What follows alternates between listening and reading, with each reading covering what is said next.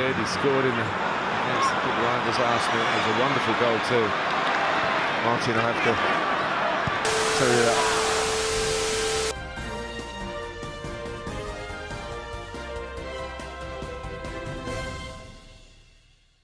We are sorry to have to break away from the World Cup. However, we have a special broadcast. We need your help to save our oceans from plastic pollution before it's too late. 8 million tonnes of plastic waste enters the sea from land every year. That's equivalent to 5 plastic bags filled with rubbish for every foot of coastline in the world. Across the ocean, plastic waste flows into a circulation dispersed almost everywhere, but concentrating in huge swathes in the midst of global currents, breaking down into smaller and smaller pieces ingested by species across the marine world and sinking to the bottom of the ocean. At Springwell, the pupils have been keen to find out what really happens to plastic when it's thrown away, and have produced this special report tracking the journey of a plastic bottle and from its origin in the oil refinery into the middle of the Pacific Ocean. Finley picks up the part somewhere in Bali.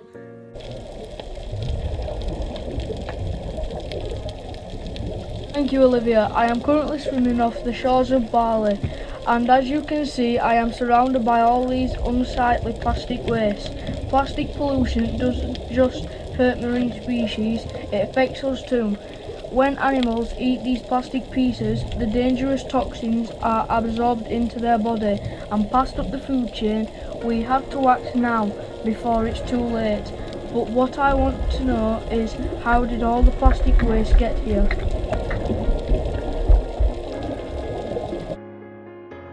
Bottle floats on a trickle that reaches a stream that flows into a river, and a river that reaches the ocean.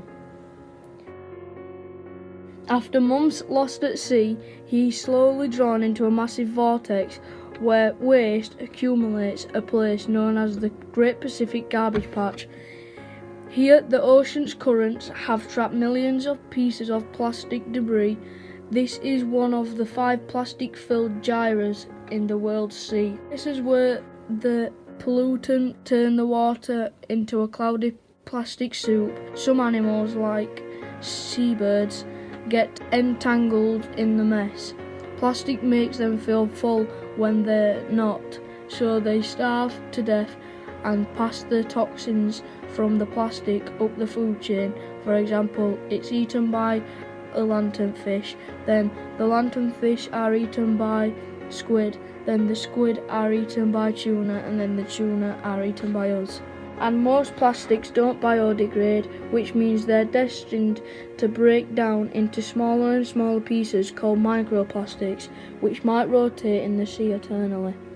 We have to act now before it's too late and rescue our oceans from this avalanche of plastic. By pledging to reduce our use of plastic, we can be part of the change so urgently needed. But what can we do? Well, we can start by not buying single-use plastic bottles, by saying no to unnecessary plastic straws, and by not buying single-use plastic bags.